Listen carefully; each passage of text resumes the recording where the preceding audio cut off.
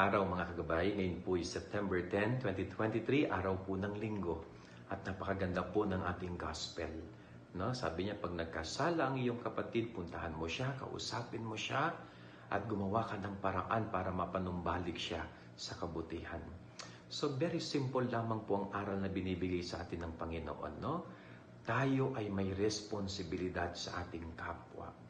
No, yung concern na sinasabi natin. Sapagkat totoo yung sinasabi na we are brother's keeper. No? Tayo ay may pananagutan sa ating kapwa. Yung tipong mayroon tayong pwedeng magawa para mapabuti ang ating kapwa pero wala tayong ginawa. No? Yung tipong kaya naman natin siyang tulungan para siya'y maging matuwid na tao pero wala ka pa rin ginawa. Yun ay pagkakasala sa Diyos. No, yung mayroon kang dapat magagawa pero hindi mo ginawa para napabuti ang iyong kapwa. Kaya nga ngayong linggo, pinapaalala sa atin yung isang misyon natin sa lupa. No, tayo ay maging tagapag-ingat ng ating kapwa. No, tayo ay magkaroon ng malasakit, no, kumbaga ng concern sa ating kapwa.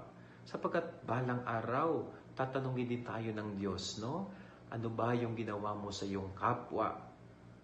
No? Bakit hindi siya napabuti? O matutuwa ang Diyos sa atin kung nakita niya ng ating kapwa-tao ay napabuti dahil hindi natin pinabayaan. Yan ang ating gabay aral ngayong maghapon. God bless po sa inyo lahat. Pagpalain kayo ng Panginoon.